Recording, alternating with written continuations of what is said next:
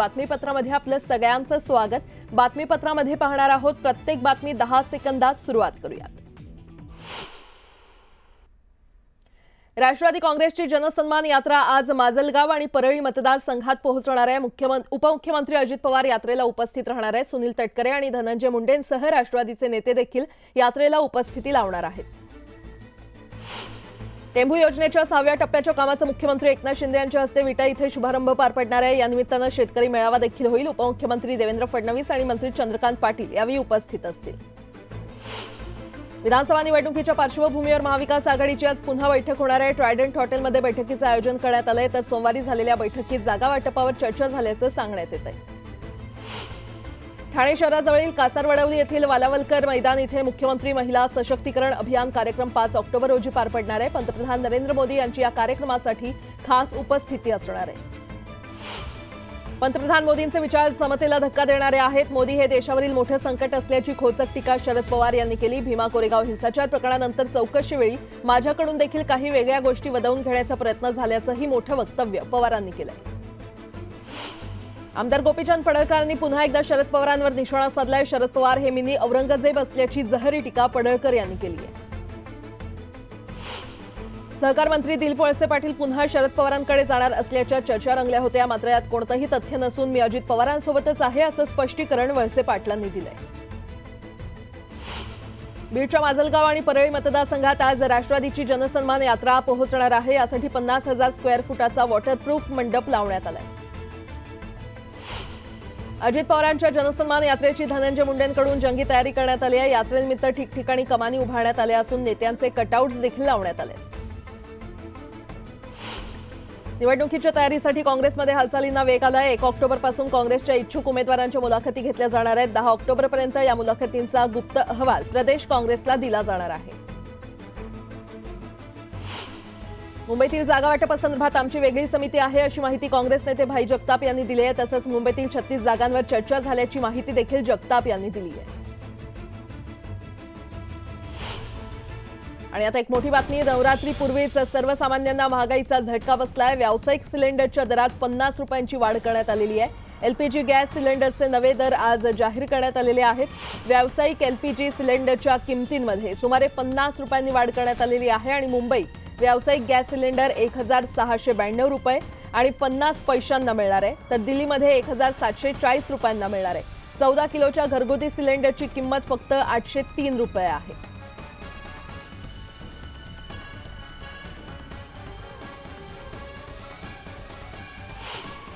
पुण्यातील कोंढवा भागात ओबीसी नेते लक्ष्मण हाके आणि मराठा तरुणांमध्ये बाचाबाची झाल्याचा व्हिडिओ समोर आलाय। यावेळी हाके मद्यधुंद अवस्थेत असल्याचा मराठा तरुणांनी दावा केला। दरम्यान पुण्यातील या राड्यावर लक्ष्मण हाके यांनी न्यूज 18 लोकमतला एक्सक्लुझिव्ह प्रतिक्रिया दिली आहे। मराठा तरुणांचे आरोप फेटाळत उलट मराठा तरुणांनीच जबरदस्तीने माझा व्हिडिओ बनवला असा आरोप लक्ष्मण हाके यांनी केलाय। या बाचाबाचीनंतर हाकेंना ससून रुग्णालयामध्ये मेडिकल करण्यासाठी नेण्यात आलं। मराठा आंदोलकांसोबत त्यांचा वाद झाला होता। पुण्यातल्या ससून रुग्णालयाबाहेर गोंधळ झाल्याचं पाहायला मिळालं। ओबीसी आंदोलक लक्ष्मण हाके यांना ससून रुग्णालयामध्ये उपचारासाठी दाखल करण्यात आलं। त्यानंतर रुग्णालयाबाहेर ओबीसी आणि मराठा समाजाचे कार्यकर्ते समोरासमोर आल्याचं पाहायला मिळालं। मंत्री अब्दुल सत्तार यांनी मनोज जरांगे यांची भेट घेतली आहे। दोघांमध्ये आरक्षणाबाबत चर्चा झाली आहे। दरम्यान ही चर्चा मुख्यमंत्र्यांच्या कानावर टाकणार अशी माहिती सत्तार यांनी दिली आहे।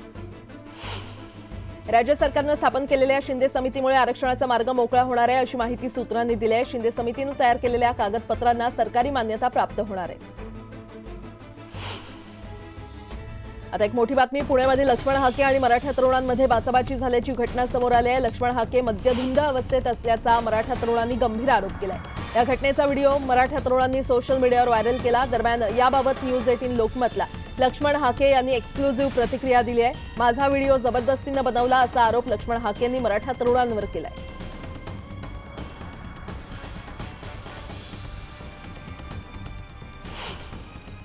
शहरापासून 500 ते 1000 मीटर अंतरावरती मी वॉकिंगला 5 वाजता गेलो होतो। त्यावेळी 2 इसम माझ्याशी बोलून गेले। त्याच इस्मानी मला पकडलं।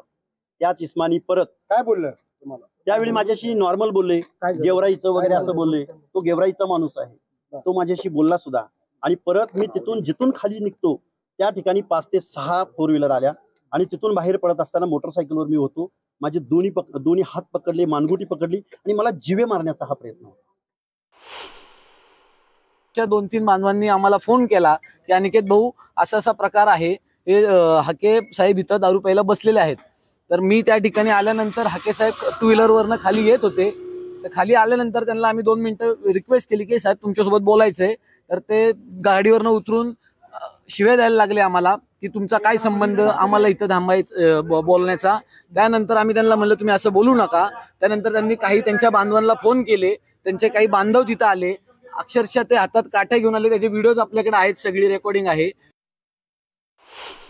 सन 2022-23 या गळीत हंगामातील गाळप झालेल्या ऊसाला दुसरा हप्ता 100 रुपये आणि 50 रुपये देण्याच्या प्रस्तावाला शासनानं मान्यता दिली आहे. याबाबत साखर आयुक्तांना तसा आदेश देण्यात आलेला आहे. राज्यातील बाजार समितीमध्ये आज उडदाची आवक 5,949 क्विंटल झाली. त्याला सर्वसाधारण दर 6,772 रुपये प्रति क्विंटल मिळाला. दुधनी बाजार समितीमध्ये सर्वाधिक आवक झाली. राज्यातील बाजार समितीमध्ये आज सोयाबीनची आवक 45,861 क्विंटल झाली. त्याला सर्वसाधारण दर 4,364 रुपये मिळाला. जालना बाजार समितीमध्ये सर्वाधिक 9,695 क्विंटल इतकी आवक झाली. आज राज्यभरातील बाजार समितीमध्ये कांद्याची 1.25 लाख क्विंटल आवक झाली. तर आज लाल कांद्याला 4,000 रुपयांचा दर मिळाला. उन्हाळी कांद्याला सरासरी 4,100 रुपयांचा दर मिळाला. कोकण कृषी विद्यापीठाच्या कर्जत येथील प्रादेशिक कृषी संशोधन केंद्रात संशोधन करत भाताची 3 नवीन वाण विकसित केले आहेत आणि पुढील वर्षापासून ही वाण शेतकऱ्यांच्या भेटीला येणार आहे. कृषी उत्पन्न बाजार समितीमध्ये कोथिंबीरची विक्रमी 94 टन आवक झाल्यामुळे बाजारभाव मोठ्या प्रमाणात घसरले. त्यामुळे काही दिवसांपूर्वी भाव खात असलेली कोथिंबीरीची जुडी 7 ते 9 रुपयांवर आली. पशुखाद्याचे दर वाढल्यानं शेतकऱ्यांना गाई म्हशींना सांभाळणं जिकरीचं झालंय. गाय किंवा म्हशीला प्रतिदिन जवळपास 250 ते 300 रुपयांचा खर्च येऊ लागला असून दुसरीकडे दुधाला मात्र कमी दर मिळत असल्यानं खरं तर शेतकरी नाराज आहेत. रत्नागिरी जिल्ह्यातील हर्णे बंदरात मासळीची आवक वाढली आहे. त्यामुळे आता या ठिकाणी लिलाव सुरू झालेले आहेत. काही दिवसांपूर्वीच्या खराब वातावरणामुळे मासेमारी बंद होती. आता एक मोठी बातमी. केंद्रीय गृहमंत्री अमित शहा आज मुंबई आणि नवी मुंबईच्या दौऱ्यावर आहेत. ते मुंबई, नवी मुंबई, ठाणे आणि कोकणातील आमदार आणि पदाधिकाऱ्यांसोबत संवाद साधणार आहेत. मुंबईतील आमदार, खासदार आणि पदाधिकाऱ्यांसोबत अमित शहा यांची दुपारी 1:30 वाजता बैठक आहे. दादरमधील स्वामीनारायण मंदिरातील योगी सभागृहात ही बैठक होणार आहे. तर नवी मुंबईतील सिडको ऑडिटोरियममध्ये संध्याकाळी 4:30 वाजता ठाणे आणि कोकण विभागातील आमदार, खासदार आणि पदाधिकाऱ्यांसोबत अमित शहा संवाद साधणार आहेत. यानंतर मुख्यमंत्री आणि दोन्ही उपमुख्यमंत्र्यांसोबत अमित शहा रात्री सह्याद्री अतिथीगृहावर महायुतीच्या जागा वाटपावर चर्चा करतील. राजकोट पुतळा दुर्घटना प्रकरणी आरोपी जयदीप आपटेच्या जामीन अर्जावर आज सुनावणी होणार आहे. यावेळी आरोपीचे वकील काही महत्त्वाच्या बाबी कोर्टासमोर मांडणार आहेत. त्यानंतर कोर्ट जामीन अर्जावर निकाल देईल. राज्यात पुन्हा एकदा पावसासाठी पोषक वातावरण तयार झालंय. त्यामुळे येत्या 24 तासात राज्यातील काही भागात पावसाची शक्यता वर्तवण्यात आली आहे. विधानसभा निवडणुकीच्या तोंडावर अंगणवाडी सेविका आणि महिला मदतनीस यांच्या मानधनात वाढ करण्याचा निर्णय राज्य सरकारनं मुख्यमंत्री एकनाथ शिंदेंच्या अध्यक्षतेखाली घेतलाय. निर्णयानुसार सेविकांना 5,000ची आणि मदतनीसांना 3,000 रुपयांची वाढ दिली जाणार आहे. टँकरवाडा किंवा दुष्काळवाडा अशी ओळख असणाऱ्या मराठवाड्यावर यावर्षी आभाळमाया झाली आहे. मराठवाडा विभागातील 8ही जिल्ह्यांनी वार्षिक सरासरीची 100 ओलांडलेली आहे. दमदार पावसामुळे मराठवाड्याला दिलासा मिळालाय.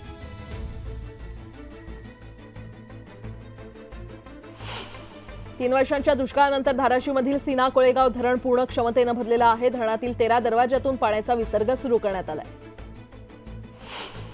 जळगावच्या भडगावच्या महिंदळेमध्ये बदलत्या हवामानाचा फटका पिकांना बसलाय. कपाशीच्या पिकांवर लाल्या आणि कीड रोगाचा प्रादुर्भाव होतोय. त्यामुळे शेतकरी संकटात सापडलेत. अहमदनगरमध्ये परतीच्या पावसाचा कपाशी आणि कांद्याला मोठा फटका बसलेला आहे. त्यामुळे त्वरित पंचनामे करावेत अशी मागणी शेतकऱ्यांनी केली आहे. कल्याण डोंबिवली पालिकेच्या 12वे येथील जलशुद्धीकरण केंद्रात महावितरणाकडून रोहित्र दुरुस्तीचं काम केलं जाणार आहे आणि या दुरुस्तीच्या आज सकाळी 10 ते दुपारी 4 वेळेत कल्याण पूर्व पश्चिम शहराचा पाणी पुरवठा बंद ठेवण्यात येणार आहे. पाईपलाईनच्या कामासाठी भिवंडी शहरात आज 24 तासांकरता पाणी पुरवठा बंद असेल. नागरिकांनी पाणी जपून वापरावं असं आवाहन करण्यात आलं. मुंबई शहरातील महालक्ष्मी यात्रा 3 ऑक्टोबर ते 11 नोव्हेंबर या कालावधीमध्ये सुरू होणार आहे. भक्तांच्या सोयीसाठी बेस्ट उपक्रमातर्फे मुंबई उपनगरातून तसंच भायखळा आणि महालक्ष्मी रेल्वे स्थानक येथून महालक्ष्मी दरम्यान विशेष बस गाड्या सोडण्यात येणार आहेत. एकात्मिक विकास प्रकल्पांतर्गत भूमिगत वाहनतळासाठी दीक्षाभूमीवर खोदण्यात आलेले खड्डे आंबेडकरी अनुयायांनी विरोध केल्यानंतर बुजवण्यात आले। त्यामुळे धम्मचक्र प्रवर्तन दिनानिमित्त दीक्षाभूमीवर येणाऱ्यांची गैरसोय टळणार आहे।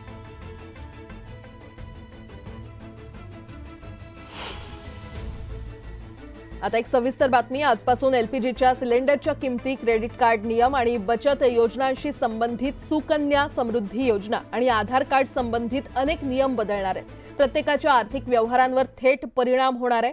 बजेटमध्ये आधार क्रमांकाऐवजी आधार नोंदणी आयडीचा उल्लेख करण्याची परवानगी देण्याची तरतूद बंद करण्याचा केंद्राचा निर्णय आजपासून अंमलात येईल।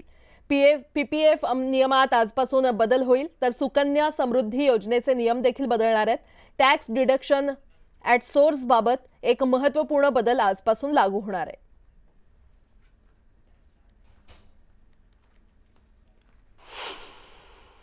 लोणावळ्यातील कार्ला गडावर आई एकविरेच्या घटस्थापनेची तयारी जोरात सुरू असल्याचं दिसतंय। देवीचा मुखवटा, सोन्याचे दागिने आणि मंदिर गाभाऱ्याला भक्तांकडून चकाकी देण्यात आली आहे। शारदीय नवरात्रोत्सवाच्या पार्श्वभूमीवर तुळजाभवानी मंदिरातील स्वच्छतेचं काम पूर्ण झालंय। देवीचा गाभारा, देवीचं शिखर, देवीची आभूषणं आणि वाहनांच्या स्वच्छता करण्यात आलेली आहे। तर भाविकांना उन्हापासून संरक्षण व्हावं यासाठी मंदिरात ताडपत्री देखील बांधण्यात आली आहे। अहमदनगर जिल्ह्यात सर्वदूर दाट धुक्याची चादर पसरली आहे। गेल्या 3 दिवसांपासून जिल्ह्यात पावसाच्या हलक्या सरी पडल्यामुळे पहाटेपासूनच वातावरणात गारवा निर्माण झालाय। परतीचा मान्सून जोरदार बरसल्यानंतर मावळ तालुक्यातील शेलारवाडी गावामध्ये धुक्याची चादर पसरलेली आहे। त्यामुळे वातावरणात आल्हाददायक गारवा निर्माण झालाय। मावळमध्ये गेल्या काही दिवसांपासून रात्रीच्या सुमारास ड्रोन कॅमेरे उडत असल्याचं समोर आलंय। मात्र पोलिसच याबाबत संभ्रमात आहेत। पोलिसांकडून ड्रोन उडवणाऱ्यांचा शोध सुरू आहे। मात्र यामुळे गावकऱ्यांमध्ये भीतीचं वातावरण आहे। मुळशी तालुक्यातील आदरवाडी इथे बिबट्याच्या वावरामुळे परिसरात भीतीचं वातावरण निर्माण झालंय। बिबट्यानं पाळीवर प्राण्यांना लक्ष केलं असून याचा व्हिडिओ समोर आलाय। भिवंडीतील पडघा भागात 2 मोठ्या अजगरांना पकडण्यात यश आलंय। पडघ्यात अजगर आढळून आल्यानं स्थानिकांमध्ये मोठी घबराट निर्माण झाली होती। वेळीच सर्पमित्रांच्या मदतीनं शिताफीनं अजगरांना पकडून जीवनदान दिलंय। जळगावातल्या वरणगाव शहरातील पाणी प्रश्नासह विविध मागण्यांसाठी संविधान आर्मी संघटनेकडून रेल रोको करण्यात आला। यावेळी आंदोलकांना पोलिसांनी ताब्यात घेतलं। शरद पवार राज्याचे नेते नाहीत तर आता मराठ्यांचे नेते झालेत अशी टीका प्रकाश आंबेडकरांनी केली आहे। मराठ्यांच्या ओबीसी प्रवर्गातील आरक्षणाला वंचितचा विरोध असेल असंही आंबेडकर म्हटले। अमरनाथमध्ये कॅब चालकाकडून सीएनजी पंपावर बनावट फोन पे ॲपच्या माध्यमातून फसवणूक करण्यात आली आहे। कॅब चालकाचा मोबाईल तपासला असता फोन पे ॲप बनावट असल्याचं उघड झालं। फसवणूक केल्याचं आरोपीनं पोलिसांसमोर डेमो दाखवलाय। महाराष्ट्र आणि कर्नाटकमधून समुद्राला वाहून जाणारं पाणी दुष्काळी भागाला देण्यासाठी महाराष्ट्र सरकारनं पुढाकार घ्यावा अशी मागणी होते। कर्नाटक राज्याचे सहकार मंत्री शिवानंद पाटील यांनी ही मागणी केली आहे। भिवंडीतील वंजारपट्टी परिसरात ट्रक चालकाचं वाहनावरून नियंत्रण सुटल्यानं पादचारी जखमी झालेला आहे। या व्यक्तीच्या दोन्ही पायांना गंभीर दुखापत झाली आहे। आता एक मोठी बातमी। आगामी विधानसभा निवडणुकीच्या पार्श्वभूमीवर मातोश्रीवर सध्या सातत्यानं बैठक सत्र सुरू आहे। महाराष्ट्रातील विविध जिल्ह्यांचा आढावा आतापर्यंत शिवसेना ठाकरे गटाचे पक्षप्रमुख उद्धव ठाकरे यांनी घेतलाय। मातोश्रीवर आज पुन्हा पक्षप्रमुख उद्धव ठाकरे ठाणे आणि कल्याण इथल्या विधानसभा मतदारसंघांचा आढावा घेत पदाधिकाऱ्यांसोबत बातचीत करणार आहेत। मुख्यमंत्री एकनाथ शिंदे यांचे ठाणे आणि कल्याण हे होम ग्राउंड आहे आणि त्यामुळे या बैठकीत काय रणनीती ठरते हे पाहणं महत्त्वाचं आहे। या बैठकीसाठी ठाणे आणि कल्याणमधील ठाकरे गटातील प्रमुख पदाधिकारी बैठकीसाठी उपस्थित असतील। मावळमध्ये सध्या इच्छुक विद्यमान आमदारांमध्ये बॅनरबाजी रंगल्याचं समोर आलंय। विधानसभेच्या तोंडावर आता इच्छुक आणि विद्यमान आमदारांच्या समर्थकांमध्ये बॅनरमधून चढाओढ सुरू असल्याचं दिसून येतंय। सोलापूर शहर मध्यवरून महाविकास आघाडीच्या नेत्यांमध्ये डोकेदुखी वाढणाऱ्या विधानसभेसाठी या मतदारसंघावर ठाकरे गटाकडून दावा करण्यात आलाय। शिवसेनेची मशाल घरोघरी पोहोचवण्याचा निर्धार यावेळी झालेल्या बैठकीत करण्यात आलाय। निवडणुका डोळ्यासमोर ठेवून लाडकी बहीण योजना सरकारनं सुरू केली असल्याची टीका एकनाथ खडसे यांनी केली आहे। सरकारच्या तिजोरीमध्ये खडखडाट असल्यानं निवडणुकीनंतर ही योजना सुरू राहील की नाही याबाबत त्यांनी शंका उपस्थित केली आहे। कापूस आणि सोयाबीन अनुदानासाठी शासनानं ई-केवायसी अनिवार्य केलंय। मात्र पैठणमध्ये ई-केवायसी अपडेट करताना तांत्रिक अडचणी येत आहेत। त्यामुळे ई-केवायसी न केलेले पैठण तालुक्यातील शेतकरी अनुदानापासून वंचित राहण्याची शक्यता आहे। महाराष्ट्र लोकसेवा आयोगानं संयुक्त पूर्व परीक्षेत कृषी सेवेतील पदांचा समावेश करण्याचा निर्णय घेतलेला आहे। त्यामुळे कृषी सेवेतील 258 पदं ही त्यात समाविष्ट झाली असून 1 डिसेंबरला होणाऱ्या या परीक्षेसाठी 17 ऑक्टोबरपर्यंत अर्ज करता येणार आहे। छत्रपती संभाजीनगर शहरात बहुतांश चौकातील सिग्नल बंद आहेत. काही ठिकाणी तर वाहनधारकांना सिग्नलच दिसत नाहीयेत. त्यामुळे मनपा प्रशासनानं 14 ठिकाणी अत्याधुनिक सिग्नल उभारण्याचा निर्णय घेतलाय. श्री विठ्ठल रुक्मिणीच्या खजिन्यात असलेल्या मौल्यवान आणि दुर्मिळ दागिन्यांच्या मूल्यमापनास सुरुवात करण्यात आली आहे. याकरता अनुभवी तज्ज्ञ मूल्यमापनकार विष्णू सखाराम काळे यांच्याकडून दागिन्यांचं मूल्यांकन सुरू करण्यात आलंय. आता एक मोठी बातमी. जागा वाटपावरून महाविकास आघाडीमध्ये नाराजी नाट्य सुरू असल्याचं पाहायला मिळतंय. काँग्रेस आणि उबाठा नेत्यांमध्ये सध्या खडाजंगी झाली आहे. नाना पटोले आणि संजय राऊतांमधले मतभेद समोर येत आहेत. विदर्भात काँग्रेसचा दावा योग्यच असं पटोले म्हटलेत, तर संजय राऊतांचा काँग्रेसच्या मागणीवर विरोध असल्याचं पाहायला मिळतंय. जागा वाटपावरून महाविकास आघाडीमध्ये नाराजी नाट्य दिसून येत आहे. विदर्भाच्या जागेवरून नाना पटोले आणि संजय राऊतांमध्ये खडाजंगी झाल्याचं पाहायला मिळालंय. विदर्भात काँग्रेसचा दावा योग्यच असल्याचा दावा पटोलेंनी केलाय, तर पटोलेंच्या या मागणीवर राऊतांनी हरकत घेत उबाठालाही काही जागा हव्यात या मुद्द्यावरून हा वाद झाल्याचं कळतंय. नाना पटोले यांनी काही काळ बैठकीच्या बाहेर जात नाराजी व्यक्त केली आहे.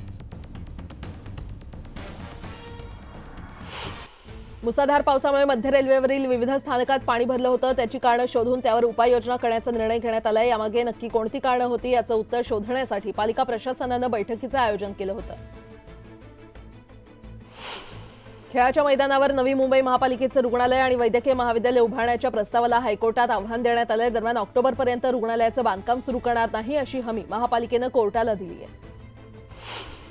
सदाभाऊ खोत यांनी शरद पवारांवर निशाणा साधलाय. मुस्लिम हे शरद पवारांचे जावई आहेत असं वादग्रस्त वक्तव्य सदाभाऊ खोत यांनी केलंय. त्यांच्या या वक्तव्यामुळे नव्या वादाला तोंड फुटलंय. आजपासून शेअर मार्केटमध्ये व्यवहार शुल्क वाढवण्याचा निर्णय घेण्यात आलाय. या घोषणेनंतर बीएसई लिमिटेडच्या शेअर्समध्ये 2.49% वाढ झाली आहे. ग्रॅच्युइटीची मर्यादा 14 लाखांवरून वाढवून 20 लाखांवर करण्याचा निर्णय मंत्रिमंडळानं घेतलेला आहे. त्यामुळे त्याचा फायदा राज्य सरकारी कर्मचाऱ्यांना होणार आहे. केंद्र सरकारनं पोस्ट ऑफिस स्मॉल सेव्हिंग स्कीमचे व्याजदर जाहीर केलेले आहेत. सरकारनं ऑक्टोबर ते डिसेंबर दरम्यान स्मॉल सेव्हिंग स्कीमच्या व्याजदरात कोणताही बदल केलेला नाही. नागरिकांची फसवणूक करणाऱ्या सायबर चोरट्यांविरोधात केंद्रीय गुन्हे अन्वेषण विभागाकडून देशभरातील 32 शहरात कारवाई करण्यात आली आहे. या प्रकरणी सीबीआयच्या पथकानं पुण्यातून 10 जणांना अटक केली आहे. लोकल प्रवासाच्या तिकीट खरेदीसाठी प्रवासी मोठ्या प्रमाणात रेल्वेच्या यूटीएस मोबाईल ॲप्लिकेशनचा वापर करतायत. मध्य रेल्वेवर दररोज सुमारे 6,10,000 प्रवासी तिकीट खरेदीसाठी यूटीएस ॲपचा वापर करतायत. मराठीत रिलीज झालेल्या सिक्वल सिनेमांना चांगला प्रतिसाद मिळालाय. मोठे हिंदी चित्रपट रिलीज न झाल्यानं फायदा झालाय. त्यामुळे मराठी चित्रपटांना जास्त शोज मिळाले. नवी मुंबईतील रस्त्यांच्या दुरवस्थेमुळे अपघातांमध्ये वाढ झाली आहे. रस्त्यांवरील खड्ड्यांनी नाहक 1,170 बळी घेतले. डायल 112 वर मदतीसाठी येणाऱ्या फोनवर कमी वेळात गरजूंना मदत पोहोचवण्यात नवी मुंबई पोलीस आघाडीवर आहेत. मागील काही महिन्यात नवी मुंबई पोलिसांनी डायल 112 वर येणाऱ्या कॉलला प्रतिसाद दिल्यानं गरजूंनी समाधान व्यक्त केलंय. भिवंडीत भटक्या कुत्र्यांचा ताप वाढल्यामुळे नागरिक त्रस्त झालेत. कुत्रा, लहान मुलं आणि नागरिकांना चावल्यामुळे भीतीचं वातावरण पसरलंय. महापालिकेकडून या भटक्या त्यांचा बंदोबस्त करावा असं आवाहन करण्यात येतंय. ठाणे महापालिकेच्या हद्दीतील 8 तलावांचं रुपडं पालटणार आहे. यासाठी एकूण 33,17 लाखांचा खर्च करण्यात येणार आहे. ठाणे पालिका हद्दीतील शीळ, खर्डी, गोकुळनगर, सिद्धेश्वर, तुर्फेपाडा, दिवा आणि हरियाली तसंच मखमली तलावांचा समावेश आहे. बिहारच्या दरभंगा जिल्ह्यात कोसी नदीनं उग्र रूप धारण केलंय. पाण्याची पातळी वाढल्यानं किरतपूर आणि परिसरातील जवळपास 4 लाख लोकांना पुराचा धोका निर्माण झालाय. सर्वत्र पूरस्थिती निर्माण झाल्यानं बिहारचे मुख्यमंत्री नितीश कुमार यांनी हवाई पाहणी दौरा केला. यावेळी त्यांनी दरभंगाचे जिल्हा दंडाधिकारी आणि एसपी यांच्यासह अधिकाऱ्यांना सूचना दिल्या. बिहारच्या बेगुसराय येथे बैती नदीतून विद्यार्थी शाळेत जाण्यासाठी 25 मुलं बोटीतून प्रवास करत होते. मात्र अचानक बोट उलटल्यानं अपघात झाला. सर्व मुलं सुखरूप असून त्यांना वाचवण्यात यश आलं. गंडक धरणातून सोडण्यात आलेल्या पाण्यामुळे नदीच्या पाणी पातळीत वाढ झाली आहे. सखल भागात राहणाऱ्या लोकांच्या घरातही पाणी शिरल्यानं नागरिकांचं मोठं नुकसान झालंय. मुसळधार पावसामुळे गंगा नदीच्या पाणी पातळीत सातत्यानं वाढ होत आहे. पाटणा शहरातील बहुतांश घाट देखील पाण्यात बुडाले. बिहारच्या सीतामढीमध्ये बागमती नदीवर बांधलेलं धरण फुटलं. आजूबाजूच्या भागात पुरासारखी परिस्थिती निर्माण झाली आणि यामुळे लोकांना घरं सोडावी लागली.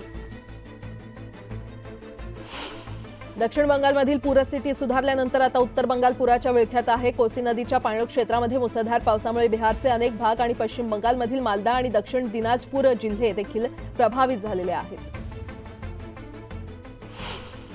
बिहारच्या दरभंगामध्ये सुमारे 500 मीटरचा बंधारा खचला असून संपूर्ण परिसरात गोंधळाचं वातावरण आहे. अनेक घरं आणि दुकानं पुराच्या पाण्यात बुडाली आहेत. कोविड-19 साथीमुळे थेट चंद्रावर देखील परिणाम झाल्याचं आढळले. ज्यावेळी कठोर लॉकडाऊन सुरू झालं तेव्हा चंद्राचं तापमान सामान्यांहून कमी झालं होतं, असा दावा रॉयल ॲस्ट्रॉनॉमिकल सोसायटीच्या स्टडीमध्ये करण्यात आलेला आहे. सोन्याचा भाव 78,300 रुपये प्रति 10 ग्रॅमवर स्थिर राहिला आहे. सलग 9 दिवसांच्या वाढीनंतर सोन्याचे 78,300 रुपये प्रति 10 ग्रॅम या सर्वकालीन उच्चांकी पातळी गाठली आहे.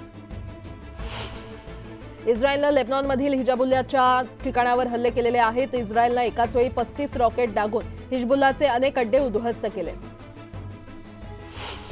अमेरिकेनं सध्या मोठी घोषणा केली आहे. भारतातील US दूतावासानं भारतीय प्रवाशांसाठी अतिरिक्त 2,50,000 व्हिसासाठी अपॉइंटमेंटची घोषणा केलेली आहे.